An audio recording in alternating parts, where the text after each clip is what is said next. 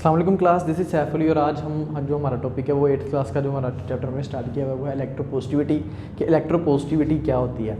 अब हमने देखा था पहले अपने पिछले टॉपिक में कि जो मेटल्स होते हैं वो इलेक्ट्रोपोजिटिव होते हैं, यानी कि वो एक जो अपने यानी कि अपने आउटर मोस्ट शेल है उनमें से इलेक्ट्रॉन जो है वो खारिज कर देते हैं, इलेक्ट्रॉन डोनेट करके पॉजिटिव चार्ज ले लेते हैं। तो वो मतलब वो कैसे करते हैं और उनके अंदर वो कौन कौन सी चीज़ें हैं जो इम्प्लीमेंट होती हैं इलेक्ट्रोपोजिटिविटी के अंदर।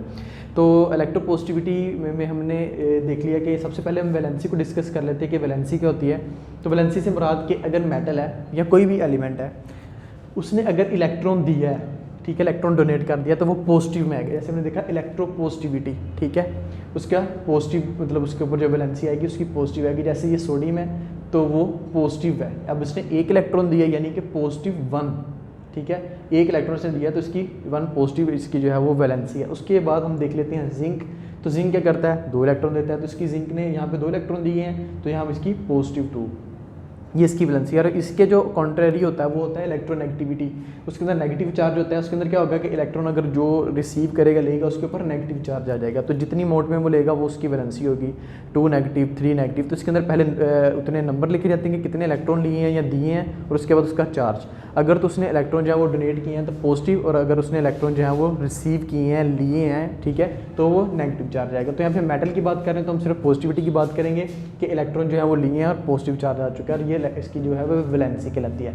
उसके बाद हम ट्रेंड देख लेते हैं इलेक्ट्रोनेगेटिविटी का। ट्रेंड पीरियोडिक टेबल के अंदर किस तरह से पाया जाता है, यानी कि पीरियोडिक टेबल है उसके अंदर 2 चीज़ें हमारे पास है, ग्रुप्स एंड पीरियड्स। तो ग्रुप्स और पीरियड्स के अंदर जो है इलेक्ट्रोपोजिटिविटी का जो है ट्रेंड वो किस तरह से पाया जाता है। तो सबसे पहले हम ग्रुप्स की बात कर लेते हैं। तो ग्रुप्स ऊपर से नीचे जो हमारे पास कॉलम होते हैं उनको हम ग्रुप बोलते हैं। तो ग्रुप के अंदर क्या होता है कि साइज़ जो है वो बढ़ता है, ठीक है, और साइज़ बढ़ता है यानी कि जो हमारे पास जो जितने भी मेटल मौजूद हैं उनका साइज़ बढ़ता जाएगा। साइज़ बढ़ने से क्या होगा कि शेल की तादाद में इजाफा होगा। तो जैसे जैसे शेल्स की तादाद में इजाफा होता चला जाएगा, जो न्यूक्लियस होगा उसके आउटर मोस्ट जो शेल होंगे उनके ऊपर, यानी सबसे बाहर वाला जो शेल होगा उसके ऊपर जो गिरफ्त है वो कम हो जाएगी, क्योंकि दरमियान में काफ़ी ज़्यादा शेल आ जाएंगे, ठीक है। जिस वजह से क्या होता है कि जो सबसे जो बाहर वाला शेल होता है उसके अंदर जो पाए जाने वाले इलेक्ट्रॉन्स होते हैं उनके ऊपर जो न्यूक्लियस की गिरफ्त है वो बहुत वीक हो जाती है। जैसे जैसे साइज़ बढ़ेगा वो गिरफ्त और वीक होती चली जाएगी। तो वो गिरफ्त जब और ज़्यादा वीक होती चली जाती है, कमज़ोर होती चली जाती है, तो वो क्या करते हैं, इलेक्ट्रॉन दे देते हैं, इलेक्ट्रॉन मतलब डोनेट कर देते हैं, जिस वजह से इनके ऊपर इलेक्ट्रोपॉजिटिव चार्ज आ जाता है। जिसके अंदर हमने यहाँ पे देखा है हमारे पास लिथियम है, सोडियम है और पोटाशियम है। इसके अंदर आप फिलहाल ये वाला 7 वाला इसका पीरियड ना देखें, जस्ट ये देखें कि इनको अगर हम ऊपर से नीचे कंसीडर करेंगे तो इलेक्ट्रोपॉजिटिविटी जो है वो बढ़ती चली जाएगी, ठीक है। इलेक्ट्रोपॉजिटिविटी जो है वो उसी तरह ग्रेजुअली इंक्रीज़ करिए क्योंकि साइज़ जो है वो इंक्रीज़ कर रहा है। उसके बाद इसका हम ट्रेंड देख लेते हैं पीरियड्स के अंदर। यहाँ पे हमारे पास पीरियड मौजूद है दूसरा।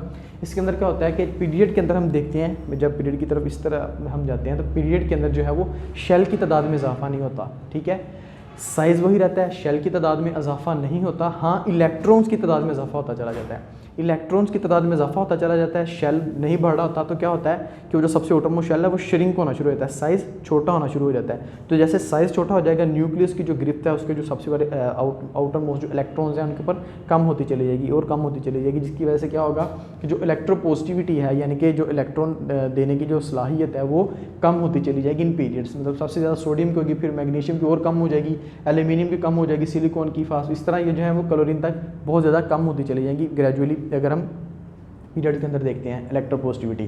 तो अब हम देख लेते हैं इलेक्ट्रोपॉजिटिविटी और आयनाइजेशन क्या होती है, इनका क्या आपस में रिलेशन है। तो आयनाइजेशन से मुराद होता है जितनी एनर्जी हमें किसी भी किसी भी एलिमेंट में से, अगर हम किसी भी एटम में से अगर हमें जो एनर्जी रिक्वायर है उसका इलेक्ट्रॉन निकालने के लिए, एक इलेक्ट्रॉन निकालने के लिए जितनी हमें एनर्जी रिक्वायर होगी उसको हम बोलेंगे आयोनाइजेशन एनर्जी। मतलब उसको आयोनाइज करना है, उसका आयन बनाना है, तो उसमें से निकालने के लिए जितनी एनर्जी चाहिए उसको हम बोलेंगे आयोनाइजेशन एनर्जी। अब आयोनाइजेशन एनर्जी का इलेक्ट्रोपॉजिटिविटी के ऊपर क्या इफेक्ट है, इनका इन्वर्स रिलेशन है।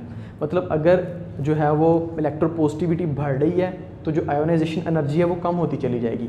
मतलब एक चीज़ है जो कि इलेक्ट्रोपॉजिटिव हो चुकी है यानी कि उसकी इलेक्ट्रोपॉजिटिविटी बढ़ चुकी है, यानी कि उसने इलेक्ट्रॉन जो है वो दे देना है, उसने इलेक्ट्रॉन देना है, मतलब उसकी वो ताकत बढ़ गई है।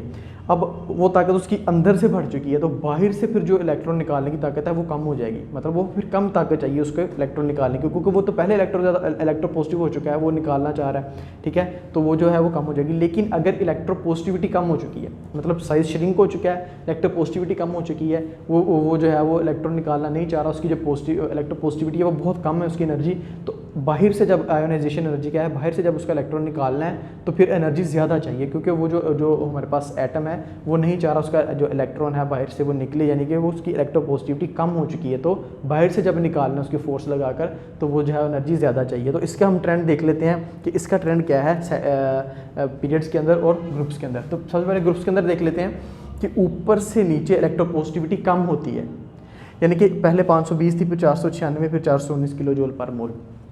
अब ये देखिए कि कम हो रही है। क्यों कम हो रही है? क्योंकि साइज़ बढ़ रहा है और इनकी इलेक्ट्रोपॉजिटिविटी बढ़ रही है, यानी कि वो कह रहे हैं कि हमने इलेक्ट्रॉन जो है वो इरेज करना है, इलेक्ट्रॉन इरेज करना है।